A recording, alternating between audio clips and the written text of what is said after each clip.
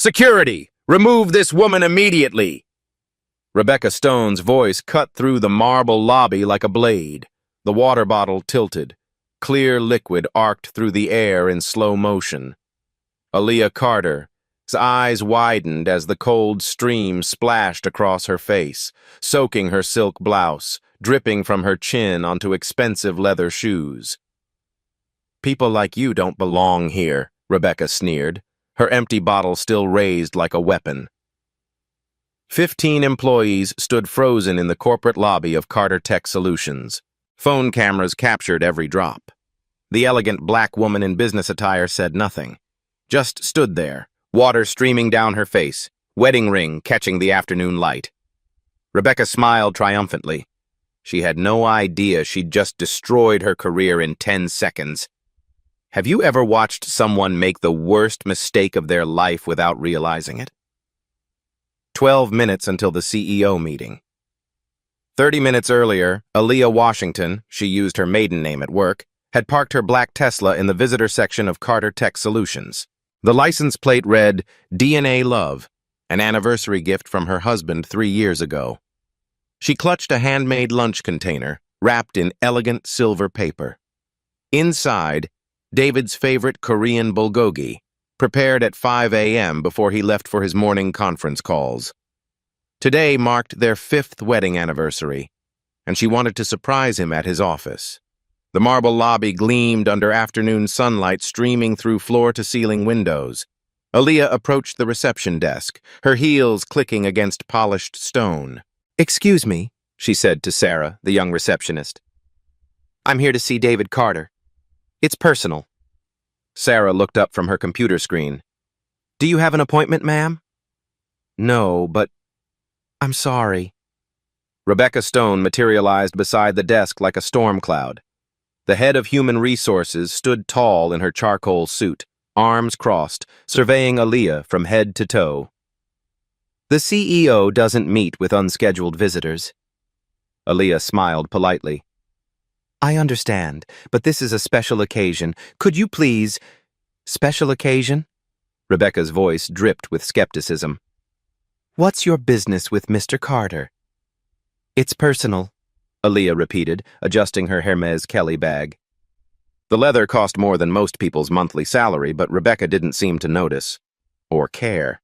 Personal. Rebecca rolled her eyes theatrically, ensuring nearby employees could see her performance. "Let me guess. Another woman with personal business trying to get to our wealthy executives." Heat crept up Aaliyah's neck. She'd dealt with this before. Assumptions, stereotypes, the automatic dismissal. But never this blatantly. Never this publicly. "I'm his wife," she said quietly. Rebecca laughed, sharp, cutting. "His wife? David Carter's wife?" She gestured dramatically. "Do you see any resemblance here, people?" 3 employees had stopped to watch, then 5, then 8. Phones appeared in hands like flowers blooming in spring. "Women like you," Rebecca continued, her voice rising for her audience, "always have ulterior motives. Gold diggers, social climbers, whatever you want to call yourselves." Aaliyah's fingers tightened on her bag strap. Inside her purse, her phone buzzed with a text from David. "Looking forward to lunch. Love you." "Ma'am." Jerome, the security guard, approached reluctantly. He'd worked here 3 years and knew all the executives' families from company picnics. Something about this woman looked familiar, but Rebecca was his supervisor's boss. "Jerome, perfect timing," Rebecca announced. "Please escort this woman out. She's harassing our staff." "I'm not harassing anyone," Aaliyah said, her voice steady despite the humiliation burning in her chest. "I brought my husband lunch for our anniversary." She pulled out her phone, showing the lock screen, a photo of her and David at last year's company Christmas party. His arm wrapped around her waist, both smiling at the camera. Rebecca barely glanced at it. "Photoshopped nonsense. You people are so desperate these days." The words hit like physical blows. You people. Aaliyah had earned her MBA from Wharton, worked 6 years in corporate consulting before marriage. She spoke 3 languages, held a black belt in Taekwondo, and volunteered with literacy programs every weekend. But to Rebecca Stone, she was just, you people. "Security cameras are recording this," whispered Martha, a long-time administrative assistant. She'd worked here 12 years, remembered when David started dating Aaliyah, had seen their engagement photos on his desk. Rebecca whirled around. "Recording what? Me protecting our executives from opportunists?" More employees gathered. The lunch crowd returned from the cafeteria, interns checking their phones, a cluster of software developers drawn by the commotion. Aaliyah checked her watch, 3:10 p.m. David's board meeting would end in 5 minutes. She'd planned to surprise him when he came downstairs for their scheduled lunch. "Look," she said, pulling out her car keys. The Tesla key fob caught the light, engraved with DNA Forever in elegant script. "I can call him right now?" "Don't you dare disturb Mr. Carter with your games," Rebecca snapped. She turned to Jerome. "I said remove her, now." Jerome shifted uncomfortably. Company policy required him to follow HR directives. But something felt wrong here. Very wrong. "Ma'am," he said gently to Aaliyah, "maybe you could schedule an appointment." "She's not scheduling anything," Rebecca interrupted. "This is what happens when people don't know their place." The phrase hung in the air like smoke. Several employees exchanged glances. 2 junior developers started recording on their phones. Aaliyah's wedding ring, a custom design David had created just for her, caught the light as she steadied herself against the reception desk. The same ring David wore on his left hand, visible in every company photo, every board meeting, every press conference. But Rebecca Stone had never paid attention to details like that. 8 minutes until the anniversary surprise. "I'm calling security," Rebecca announced, though Jerome stood right beside her. "Real security, not just building security." She meant police. Aaliyah felt the walls closing in. 15 people were watching, camera recording. Her anniversary surprise crumbled into public humiliation. "Please," she said, her voice barely above a whisper. "Just call David. Tell him Aaliyah is here." Rebecca smiled coldly, reached into the small refrigerator behind the reception desk where staff kept their drinks, pulled out a water bottle. "No," she said, unscrewing the cap. "You're leaving now. 5 minutes until the CEO meeting ends." The water hit Aaliyah's face with shocking coldness. 16 ounces of liquid humiliation streaming down her cheeks, soaking her silk blouse, pooling at her feet on the marble floor. Silence. 15 employees stood frozen in the lobby. Phone cameras captured every droplet. The only sound was water dripping onto leather, steady as a metronome counting down to disaster. Rebecca Stone smiled, still holding the empty bottle like a trophy. "That," she announced to her captive audience, "is how we handle trespassers at Carter Tech Solutions." Aaliyah stood motionless, water streaming from her chin. Her carefully applied makeup ran in dark rivulets. The handmade lunch container slipped from her wet fingers, clattering against marble with a sound that made everyone wince. "Oh my God," whispered Sarah at reception. "Did you really just—" "I did what needed to be done," Rebecca cut her off. She turned to address the growing crowd, her voice amplifying off the glass walls. "Let this be a lesson. We protect our executives from people who think they can waltz in here making demands." Jerome, the security guard, looked physically ill. His face had gone ashen, hands trembling slightly at his sides. "Ms. Stone, maybe we should call—" "Should what?" Rebecca's voice echoed through the space. "Show weakness? Let every gold digger in the city know they can target our CEO?" More employees emerged from elevators, drawn by the commotion like moths to flame. The afternoon shift change brought fresh witnesses.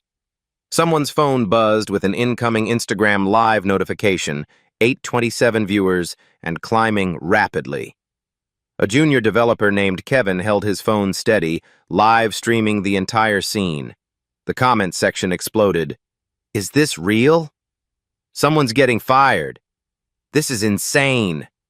This woman, Rebecca gestured at Aaliyah like she was evidence in a trial, claims to be David Carter's wife. Look at her. Does she look like CEO material to you? Murmurs rippled through the crowd. Some uncomfortable shifting from long-time employees. A few nods from newer hires who didn't know better. The division was clear. Those who'd been here long enough to know the truth, and those who hadn't. But Martha, the long-time administrative assistant, stepped forward. Her face was pale with horror, hands shaking as she clutched her tablet. Rebecca, I really think you should know. Know what? Rebecca whirled on her like a predator sensing weakness. That we should cater to every woman with a sob story and fake photos? Martha's mouth opened, then closed. She'd worked here for 12 years, had answered David's phones, scheduled his appointments, ordered flowers for Aaliyah's birthday each year. She knew exactly who stood dripping in their lobby. But Rebecca Stone had power. Martha had a mortgage, college tuition payments for her daughter, and health insurance that covered her mother's medications. She stepped back into the crowd, eyes downcast with shame.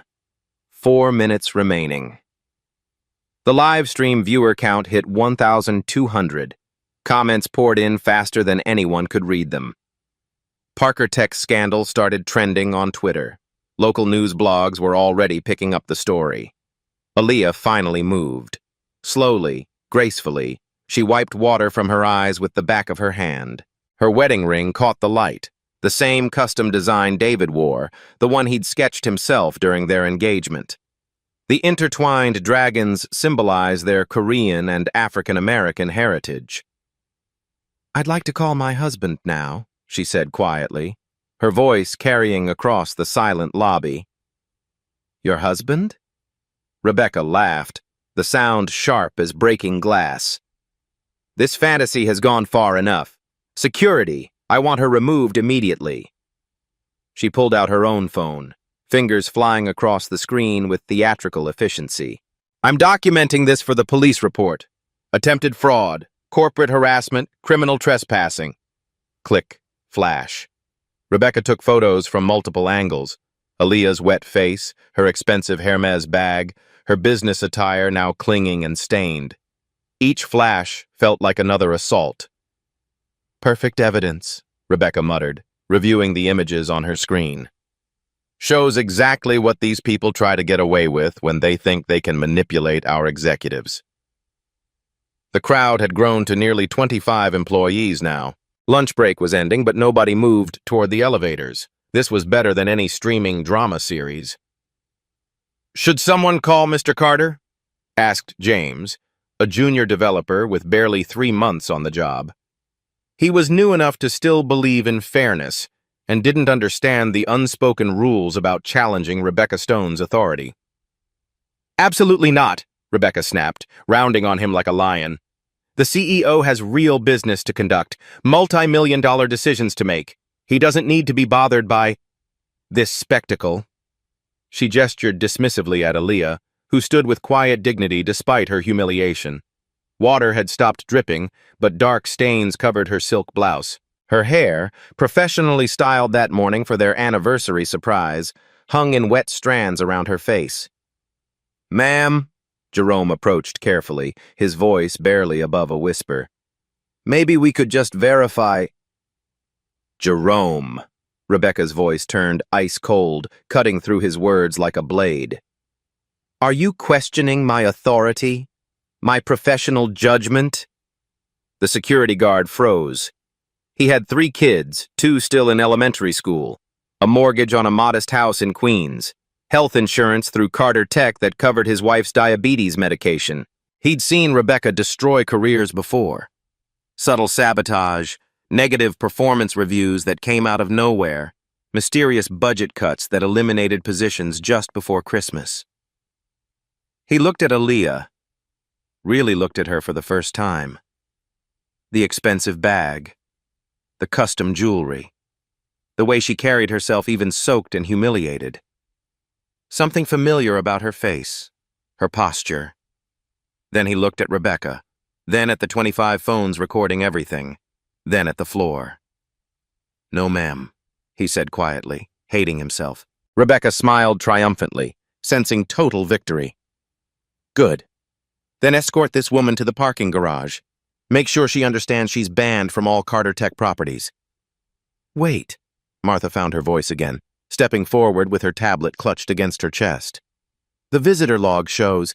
Shows what? Rebecca's eyes narrowed dangerously, her voice dropping to a threatening whisper. Martha's hands trembled visibly as she turned the screen toward Rebecca. An appointment. A. Washington, 3:15 p.m. CEO personal lunch meeting. It was scheduled 3 days ago. The lobby went dead quiet. Even the live stream comments seemed to pause. Rebecca snatched the tablet, scrolling through the appointment system with increasing desperation. There it was, clear as daylight. A. Washington scheduled for a 3:15 personal meeting with David Carter. The appointment included internal notes visible only to executive assistants. Anniversary surprise. Mrs. Carter bringing homemade lunch. Blocked 90 minutes. No interruptions. Mrs. Carter. Fake, Rebecca declared after a long moment, but her voice had lost its commanding edge. Anyone can hack our system and add fake appointments. These people are more sophisticated than you think. But doubt crept into her tone like poison. The appointment had been scheduled 3 days ago. It included David's dietary restrictions, his preferred conference room, even a note about clearing his afternoon schedule for quality time. Several employees leaned in, reading over Martha's shoulder. Whispers started spreading through the crowd like wildfire. That's really his wife, someone said. Oh God, oh no, said another. Rebecca's destroyed. This is going to be everywhere. 2 minutes remaining. Rebecca felt control slipping away like sand through her fingers. The crowd's energy had shifted completely. Phone cameras that had been capturing Aaliyah's humiliation now focused on Rebecca herself. The live stream comments turned against her. Lady's about to get fired. CEO's wife, this is crazy. Rebecca messed up bad. Fake appointments, fake photos, fake stories, Rebecca announced desperately, her voice climbing higher with each word. This is exactly what I'm talking about. These people will stop at nothing to manipulate successful men. But her voice lacked its earlier confidence. The appointment log was damning evidence. The internal notes were too specific, too detailed, too integrated into the company's systems to be fabricated. Aaliyah reached into her purse with steady hands and pulled out her phone. The lock screen showed a photo of her and David at last year's company Christmas party. Not just any photo, but the official company portrait that hung in the executive conference room upstairs. The one every employee had seen 100 times. I'm calling David now, she said calmly, her thumb hovering over his contact. No! Rebecca lunged forward, trying to grab the phone from Aaliyah's hands. I forbid you to disturb... The elevator dinged, everyone frozen. The soft mechanical sound echoed through the marble lobby like a gunshot. All 25 pairs of eyes turned toward the executive elevator, the one that only accessed the top 3 floors. The one reserved for C-suite executives and their guests. Rebecca's face went from red to white in seconds. The polished steel doors were sliding open. Time's up. David Parker stepped out of the elevator, adjusting his charcoal suit jacket. At 34, the Korean-American CEO moved with quiet confidence earned through building Parker Tech from a garage startup to a $2.8 billion company. His custom wedding ring, matching dragons intertwined, caught the lobby's afternoon light. He expected to find his wife waiting by reception for their anniversary lunch. Instead, he found 25 employees clustered around something, phones held high like torches in the darkness. What's going on here? His voice carried natural authority, cutting through whispers and electronic beeping. The crowd parted like the Red Sea. David saw her immediately. Aaliyah stood in the center, water dripping from her hair onto marble floors. Her silk blouse clung wetly to her skin. Mascara streaked her cheeks in dark rivers. The handmade lunch container lay forgotten at her feet, silver wrapping paper torn and soggy. Time stopped. Aaliyah! His voice cracked with confusion. "Baby, what happened? Why are you—" He rushed toward her, corporate composure shattering. His hands found her face, thumbs gently wiping away water and smeared makeup.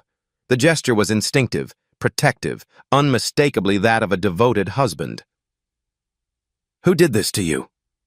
His voice dropped to a dangerous whisper that carried across the entire lobby. The space held its collective breath. 25 phones continued recording, but silence stretched like a taut wire ready to snap. "I brought you lunch," Aaliyah whispered, her voice steady despite everything. "For our anniversary. She said people like me don't belong here." David's eyes swept the crowd methodically, cataloging every face, every witness to his wife's humiliation. His gaze landed on Rebecca Stone, and the temperature seemed to drop 10 degrees. The HR director stood frozen, her empty water bottle still clutched in white-knuckled fingers. Her face had gone the color of ash, beads of sweat forming on her forehead. "She?" David's voice dropped to that dangerous quiet that made seasoned executives tremble in board meetings. "She who?" Rebecca's mouth opened and closed soundlessly. Around her, employees stepped back instinctively, creating distance as if she carried contagious disease. The circle expanded, leaving her isolated in the center of their judgment. Martha, the administrative assistant who had watched in horror for 20 minutes, found her voice first. "Mr. Parker, I tried to tell her. Ms. Stone threw water at your wife and called security to remove her. She said Mrs. Parker was a gold digger trying to manipulate you." David's jaw tightened visibly. He pulled his monogrammed handkerchief from his jacket pocket, DNA Forever, embroidered in elegant script, and began gently dabbing water from Aaliyah's face. The gesture was tender, intimate, unmistakably that of a devoted husband caring for his beloved wife. Every person in that lobby, every viewer watching the live stream, could see the genuine love and protective fury in his movements. "How long has this been going on?" he asked softly, his voice carefully controlled but vibrating with barely contained rage. 20 minutes, Aaliyah replied, her dignity intact despite the public humiliation. "I showed them our wedding photo, the appointment in the computer system. I told them repeatedly that I was your wife. She called me a liar, said I was photoshopping pictures to trick you." David's breathing changed, becoming deeper and more measured. Colleagues who'd worked with him for years recognized the signs, the slight tension in his shoulders, the careful modulation of his voice, the way his free hand clenched and unclenched. David Parker angry was infinitely more dangerous than David Parker shouting. His fury was ice-cold, calculated, and absolutely devastating. He looked up at the crowd, his gaze methodical and deliberate. The phones recording everything from multiple angles. The Instagram live stream now reaching 4,200 viewers and climbing rapidly. "Rebecca," he said, his voice carrying across the lobby like winter wind.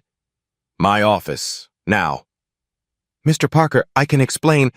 Rebecca's words tumbled out desperately, her voice climbing higher with panic. She didn't follow proper protocols. Anyone could claim to be— "I said now." But David paused, looking down at his wife's stained blouse, her ruined hair, her quiet dignity maintained despite 20 minutes of racist abuse. Something shifted in his expression. "Actually, no," he said, his voice growing stronger. "We'll handle this right here, in front of everyone who witnessed what you did." He helped Aaliyah straighten, his arm encircling her waist protectively. Then he addressed the crowd with full authority. "For those of you who don't know, this is my wife, Aaliyah Washington Parker. We've been married 5 years as of today. This is our wedding anniversary.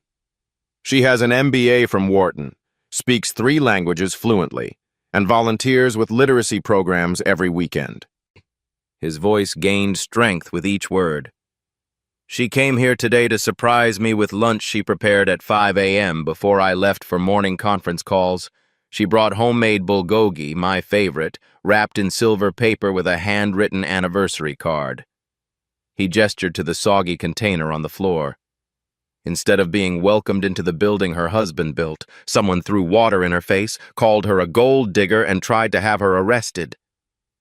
Rebecca found her voice, desperation making it shrill. "David, I was protecting you." She didn't identify herself properly. "Anyone could walk in here claiming to be your wife." She didn't identify herself? David's eyebrows rose, his voice carrying dangerous incredulity.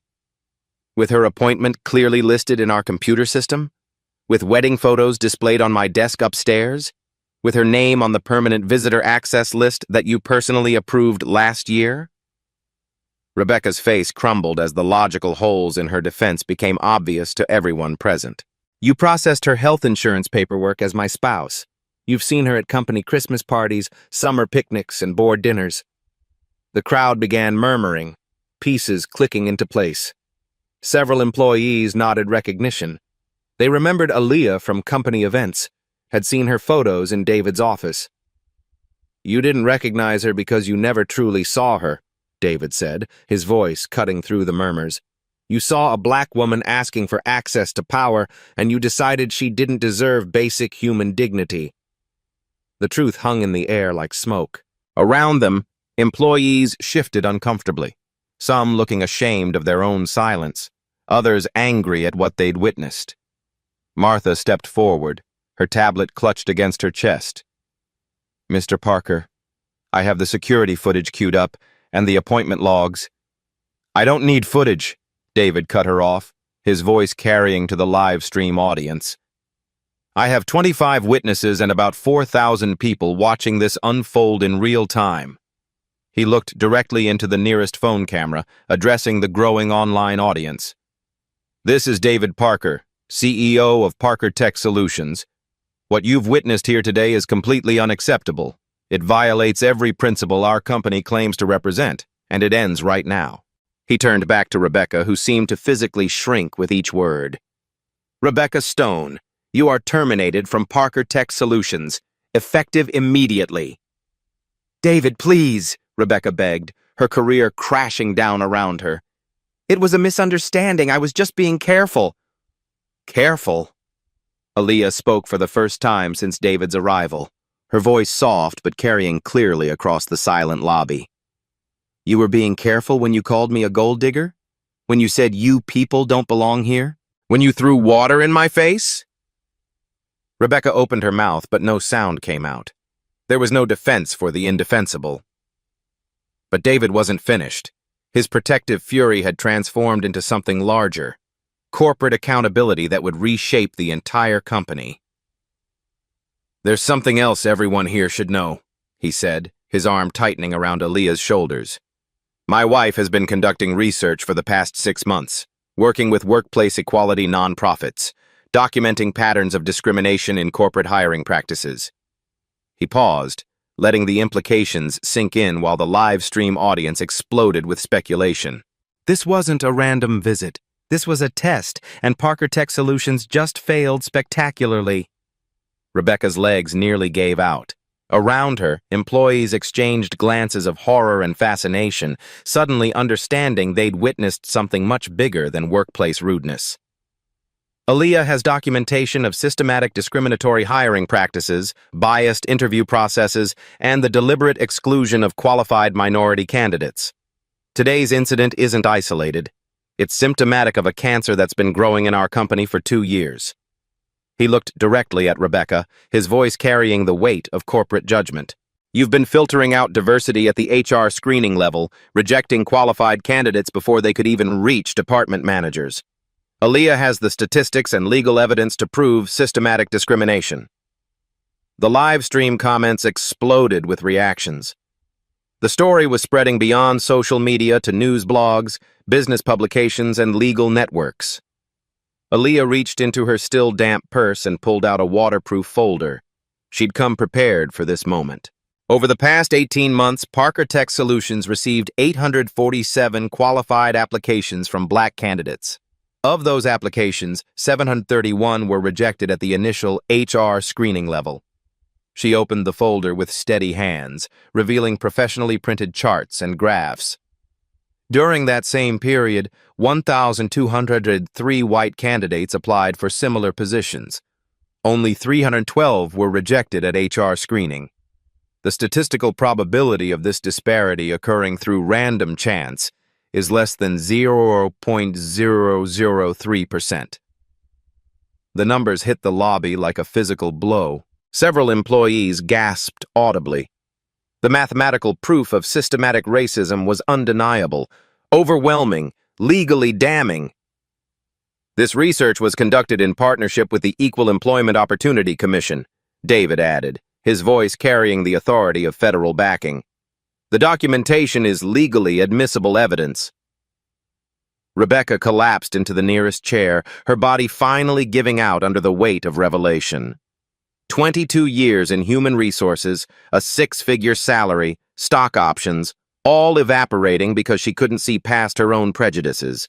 Every single person you discriminated against had families to support, bills to pay, dreams to achieve, Aaliyah continued, her voice gaining strength.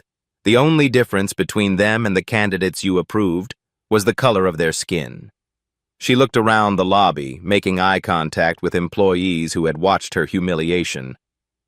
The difference between me and them is that I have a CEO husband to protect me, but I refuse to let that protection be wasted on just one person when systematic change could help hundreds.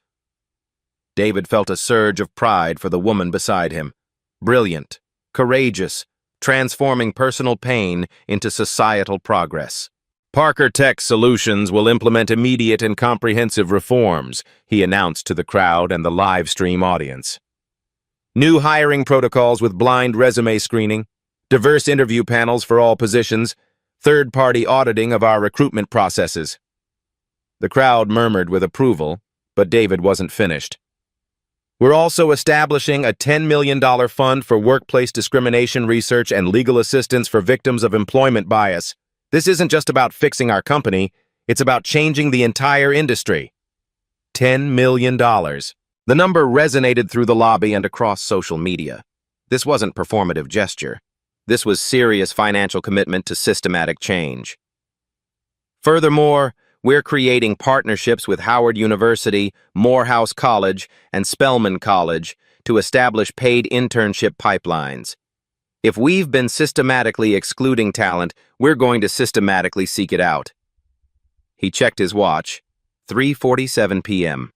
32 minutes since Rebecca had first confronted his wife with racist assumptions. 32 minutes that had transformed a personal anniversary surprise into a corporate revolution. "Ms. Stone," he said, his voice carrying finality, "security will escort you from the building immediately. Your access cards are deactivated, your company accounts are frozen." As two security guards approached Rebecca, phones continued recording her walk of shame. The woman who had wielded power like a weapon against the vulnerable was now powerless herself. The live stream had reached 8,500 viewers and climbing. Parker Tech discrimination was trending nationally alongside #workplace justice and #corporate accountability. David Parker had just turned his wife's humiliation into a masterclass in leadership and accountability. And Aaliyah Washington Parker had just become the face of workplace equity for millions of viewers worldwide. Executive Conference Room, 4:15 p.m. The mahogany table stretched 12 feet across the corner office, surrounded by leather chairs that had hosted billion-dollar deals. Floor-to-ceiling windows overlooked downtown, where news vans were already gathering in the parking lot below. David sat at the head of the table, his laptop open to cascading notifications.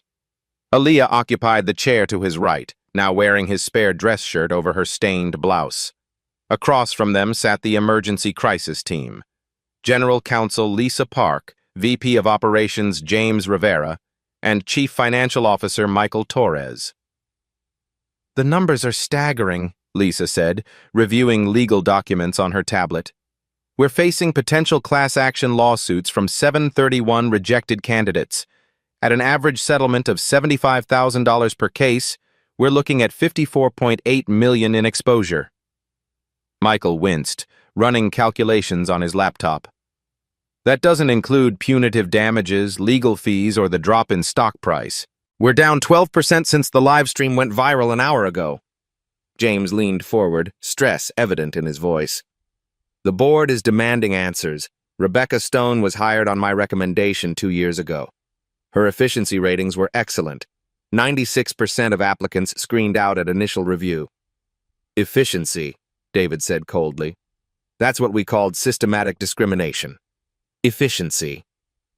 Aaliyah opened her research folder, spreading charts across the table. The patterns are undeniable. Rebecca rejected qualified black candidates at a rate 347% higher than equally qualified white candidates. She used coded language in rejection notes. Not a cultural fit, lacks polish, might not thrive in our environment. She pulled out a specific file. Marcus Williams, MIT computer science graduate, 3.9 GPA, internships at Google and Facebook. Rebecca's note, seems aggressive in interview style, might intimidate colleagues. David read the file, his jaw tightening. What was aggressive about his interview? He asked about advancement opportunities and diversity initiatives, Aaliyah replied. Standard questions from an ambitious candidate. Lisa shook her head grimly. That's textbook discrimination. The EEOC will have a field day with language like that. Michael pulled up financial projections on the wall screen. Here's what we're facing. $54.8 million in potential settlements, $15 million in legal fees, estimated $200 million in lost market cap from reputation damage. The numbers hung in the air like a toxic cloud. That's just the financial cost, James added. We've lost credibility with diversity-focused clients, potential employees, and the investment community. Tech companies live or die by their ability to attract top talent. David stood, walking to the window where protesters were beginning to gather with signs, Justice for Aaliyah, and End Corporate Racism. 2 years, he said quietly. Rebecca operated this system for 2 years, and we didn't catch it. The metrics looked good, James defended weakly. High efficiency, low hiring costs, quick turnarounds. Because she was rejecting qualified candidates before they reached you, Aaliyah interrupted. Your department never saw the talent she filtered out. She pulled out another chart showing hiring patterns by department. Engineering, sales, marketing, all requesting diverse candidate pools, all wondering why HR kept sending the same demographic profile. Rebecca was bottlenecking diversity before it reached decision-makers. Lisa reviewed legal precedent on her tablet. Griggs v. Duke Power Company, 1971. The Supreme Court ruled that employment practices with disparate impact on protected classes violate Title VII, even without intent to discriminate. Meaning? Michael asked. Meaning intent doesn't matter. Impact does. And our impact is documented, quantified, and live-streamed to 5 million people. David returned to the table, his decision made. What's our legal exposure if we settle immediately versus fighting? Lisa consulted her notes. Immediate settlement, $60–80 million total. Fighting in court, potentially $150–300 million if we lose, plus years of negative publicity. Timeline for settlements? 6 months to negotiate individual cases. But David, there's something else. Lisa hesitated. The Department of Justice called 20 minutes ago. They're opening a civil rights investigation. Silence filled the room. Federal investigation means congressional hearings, media scrutiny, regulatory oversight, Michael said. This goes way beyond financial settlements. James looked pale. Other companies will distance themselves from us. Partnerships, contracts, vendor relationships, everything becomes suspect. Aaliyah leaned back in her chair, watching the corporate machinery grapple with consequences of choices made in their name. There's something else you should know, she said quietly. My research wasn't limited to Parker Tech. All eyes turned to her. I documented similar patterns at Technova, Digital Dynamics, and Innovate Corp. Rebecca Stone's practices aren't unique. They're systemic across the industry. David stared at his wife. You're saying this is bigger than our company? I'm saying Rebecca learned these techniques somewhere. She networked with other HR directors, attended industry conferences, shared best practices for efficient screening. Lisa's face went white. You're describing an industry-wide conspiracy to discriminate. I'm describing an industry-wide culture that prioritized efficiency over equity, and Rebecca was a perfect product of that culture. Michael pulled up news feeds on his laptop. CNN, MSNBC, Fox Business, everyone's covering this. Parker Tech discrimination is trending alongside hashtag systemic bias and #corporate accountability. James checked his phone. LinkedIn is exploding with stories from other tech workers. People sharing their own discrimination experiences, praising Aaliyah's courage, demanding transparency from their employers. The conversation has moved beyond us, David realized. We've become a catalyst for industry-wide examination. Lisa nodded grimly. Which means we can lead the change or be dragged along by it. But we can't go back to business as usual. David looked at his wife. Brilliant, courageous, still wearing his shirt over her water-stained blouse. She had transformed personal humiliation into corporate accountability, individual pain into systemic change. Recommendations? He asked the room. Full transparency, Lisa said immediately. Release Aaliyah's research, cooperate completely with DOJ investigation, implement immediate reforms. Preemptive settlements, Michael added. Control the financial damage, show good faith to regulators and the public. Leadership change, James said reluctantly. I hired Rebecca. The board will want accountability at the executive level. David considered each recommendation. Through the window, the protest crowd had grown to nearly 200 people. News helicopters circled overhead. Social media had turned individual discrimination into a movement. Here's what we're going to do, he said finally. Full transparency, immediate settlements, complete cooperation with federal investigators. He looked at James. You're not losing your job. You made a hiring mistake based on incomplete information. But you're overseeing the complete overhaul of our HR practices. Thank you, James said, relief evident. Lisa, draft settlement offers for all documented cases. Generous offers. We're not negotiating down. Speed matters more than savings. Understood. Michael, prepare financial disclosures. The market needs to understand our commitment to change, not just our liability exposure. Already working on it. David turned to his wife. Aaliyah, I'm offering you a formal position. Chief Diversity and Inclusion Officer reporting directly to me with budget authority and board access. She smiled. I accept, but I have conditions. Name them. Anonymous reporting system for all employees, quarterly diversity audits with public reporting, and partnership with NAACP Legal Defense Fund to monitor our progress. Done. Lisa looked up from her legal notes. There's one more issue. Rebecca Stone is threatening to sue for wrongful termination. She claims the water incident was taken out of context. David's expression hardened. Context. She threw water at my wife and called her a gold digger. What context justifies that? She's claiming emotional distress from the public shaming, says the live stream destroyed her career prospects. Aaliyah laughed, not bitterly but with genuine amazement. She destroyed her own career by discriminating against 731 people. The live stream just documented it.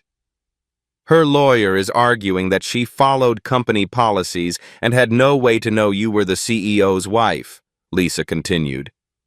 She had multiple ways to know, David replied. The appointment system, the visitor log, the photos on my desk. She chose not to look because she'd already decided Aaliyah didn't deserve basic respect. Michael checked the news feeds again. Rebecca's lawsuit threat is backfiring. Social media is calling it victim blaming and doubling down on discrimination. Let her sue, David said firmly. We have 25 witnesses, security footage, and documented evidence of systematic bias, plus 5 million people who watched her throw water at a woman asking for basic dignity. Lisa nodded. I'll prepare our countersuit for discriminatory practices, hostile work environment, and damage to corporate reputation. The crisis meeting was winding down, but the real work was just beginning. Parker Tech had 48 hours to announce comprehensive reforms before the DOJ investigation went public. One last thing, David said, looking around the table. This story, Aaliyah's story, is going to inspire other people to speak up about workplace discrimination. We need to be ready to support them, not just protect ourselves. He stood, helping his wife gather her research materials. We're going to become the company we should have been all along, and we're going to help other companies do the same. As they prepared to leave, Aaliyah looked back at the executives still processing the magnitude of change ahead. Touching stories like mine happen every day in corporate America, she said. The only difference is most people don't have a CEO husband to protect them, but they deserve the same dignity, the same opportunity, the same justice. That's why we're not just fixing Parker Tech. We're changing the standard for everyone. Outside the conference room windows, the sun was setting over a company that would never be the same. 3 months later, Parker Tech Solutions. The bronze plaque beside the main entrance gleamed in morning sunlight. Parker Tech Solutions, Certified Best Place to Work for Diversity 2024. Digital screens in the lobby displayed real-time metrics. Current workforce, 47% women, 34% people of color. Aaliyah stood in her corner office as Chief Diversity and Inclusion Officer, reviewing quarterly reports. Her $15 million budget had transformed the company from discrimination liability to industry leader. The new system, Martha, now Director of Inclusive Recruitment, demonstrated their blind resume screening to DOJ investigators. Names, photos, and demographic identifiers are automatically removed before managers review applications. The results were remarkable. Black candidate advancement increased 340%, Hispanic candidates up 280%, women in technical roles up 190%. When managers couldn't see demographics, they focused purely on merit, Martha explained. Our new hires consistently outperform previous cohorts. Financial victory. CFO Michael Torres presented stunning financial results. Diverse teams generate 23% more revenue per project. Customer satisfaction improved 31%. Employee retention increased 45%, saving $8.2 million annually. Settlement costs totaled $67 million for 731 discrimination cases. But improved performance generated $94 million in additional revenue. They didn't just recover costs, they exceeded them. Cultural transformation. Jerome, the security guard caught between conscience and authority, now served as employee advocate. The anonymous reporting system he managed logged 247 incidents in month 1, all resolved within 72 hours. People aren't afraid anymore, he told investigators. They know their voices matter. Employee surveys revealed profound change. 94% felt valued and respected, up from 67%. Comments reflected the shift. This is what corporate leadership should look like. Industry impact. The Parker Standard became shorthand for workplace equity. 12 major corporations adopted similar reforms. Harvard Business Review featured their model. Congressional hearings led to new federal guidelines. Aaliyah consulted with 47 companies implementing their system. Her research had sparked legislation in 12 states requiring diversity reporting from federal contractors. Rebecca's consequence. Rebecca's wrongful termination lawsuit was dismissed. Unable to find HR employment, she enrolled in diversity certification programs. Her public apology became required reading in business ethics courses. I let unconscious biases override professional judgment, she wrote. I caused immeasurable harm to qualified individuals who deserved better. Rebecca now worked at a nonprofit for $42,000 annually, compared to her former $180,000 salary. The consequence was severe, but the growth was genuine. Federal Resolution DOJ agent Sarah Rodriguez concluded her investigation. Parker Tech has exceeded all compliance requirements. The comprehensive reforms demonstrate genuine commitment to change, not merely legal compliance. The federal investigation that could have resulted in massive penalties instead became a model for other companies. "We're recommending Parker Tech as a best practices partner," Rodriguez announced. Personal victory. That evening, David and Aaliyah reviewed the day's achievements. University partnerships had hired 89 interns from historically black colleges. Retention rate, 97%. Their personal humiliation had become hope for millions facing workplace discrimination. The hashtag #ParkerTechStandard trended as companies announced their own diversity initiatives. Lasting change. Parker Tech's transformation sparked national conversation about workplace discrimination. Business schools taught their case study. The company that nearly collapsed from bias lawsuits became the gold standard for inclusion.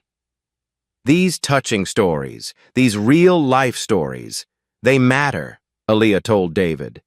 When people see discrimination documented and consequences delivered, they understand change is possible. Inside Parker Tech's headquarters, 2,847 employees went home knowing their workplace valued dignity, rewarded merit, and protected rights. 20 minutes of humiliation had sparked 3 months of transformation. The changes would last generations. 1 year later, Aaliyah Washington Parker stood at the podium of the National Civil Rights Conference, addressing 3,000 business leaders. Behind her, a screen displayed Parker Tech's transformation metrics: 47% diverse workforce, $94 million revenue increase, 97% employee satisfaction. "Workplace discrimination isn't just morally wrong," she said, her voice carrying across the silent auditorium. "It's economically devastating. Companies lose billions annually by rejecting talent based on bias instead of merit." In the audience, CEOs took notes. The woman who had been humiliated in a corporate lobby had become the most sought-after voice in workplace equity. The ripple effect. Parker Tech's story had transformed from viral scandal to business case study. Harvard, Stanford, and Wharton now taught the Parker Standard in their MBA programs. 12 Fortune 500 companies had implemented identical reforms.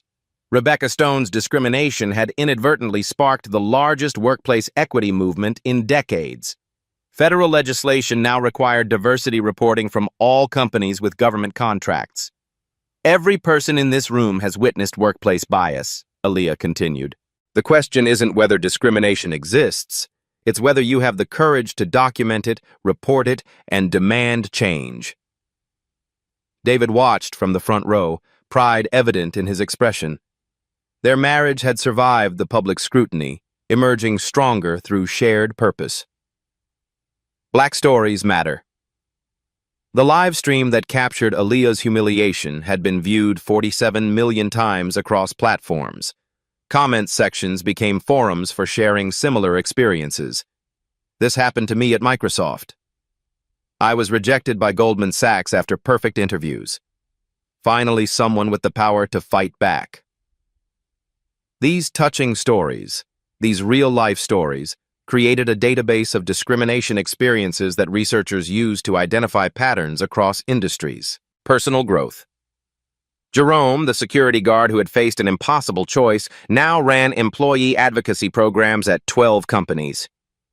His story of choosing conscience over fear inspired thousands of workers to speak up about bias. Martha, the administrative assistant who had found her voice, became Parker Tech's VP of Employee Relations. Her transformation from silent witness to active advocate demonstrated that anyone could become an agent of change. Even Rebecca Stone had found redemption through consequence. Her nonprofit work helping other companies identify unconscious bias had become a model for restorative justice in corporate settings. The bigger picture. Parker Tech's financial success proved that diversity wasn't charity, it was competitive advantage. Their diverse teams consistently outperformed industry benchmarks in innovation, customer satisfaction, and revenue generation. "We didn't just survive discrimination lawsuits," David had told Wall Street analysts. "We transformed liability into leadership, controversy into competitive edge." Stock price had increased 67% since the lobby incident. Investor confidence grew with each quarterly diversity report, showing continued improvement. Systemic change. The Department of Justice now used Parker Tech as a model for companies facing discrimination charges. Instead of lengthy legal battles, businesses could adopt Parker standard reforms for reduced penalties and federal recognition.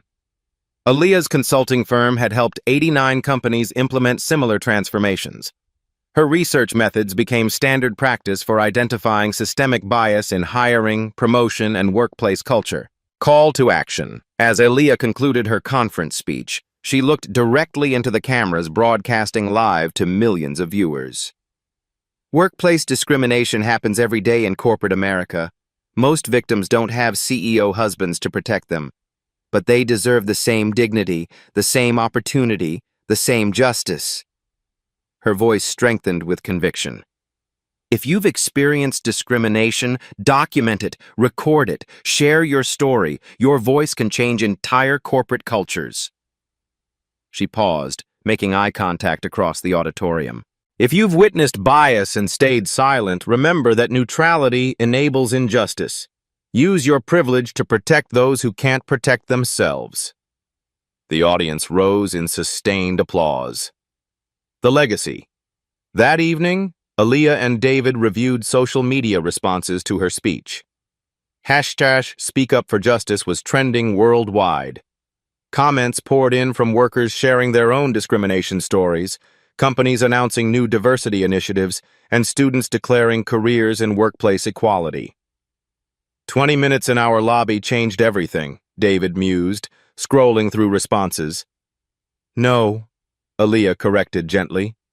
20 minutes revealed what was already broken. The change came from refusing to accept it. Their story had become larger than personal vindication. It was proof that individual courage could spark systemic transformation, that documented injustice could demand accountability, and that love could overcome institutional bias. Final message. What would you have done in Aaliyah's situation? When faced with discrimination, humiliation, and the choice between silence and speaking truth to power, share this story with someone who needs to see that quiet strength can move mountains. Comment below with your own experiences, good or bad, because Black stories, life stories, touching stories like these create the change someone else desperately needs. Subscribe to Black Voices Speak for more real-life stories of resilience, justice, and transformation. Remember, the most powerful weapon against workplace discrimination isn't anger, it's documentation, strategic action, and the refusal to let bias win. Your story could be next. Your voice could create the change that transforms not just one company, but an entire industry.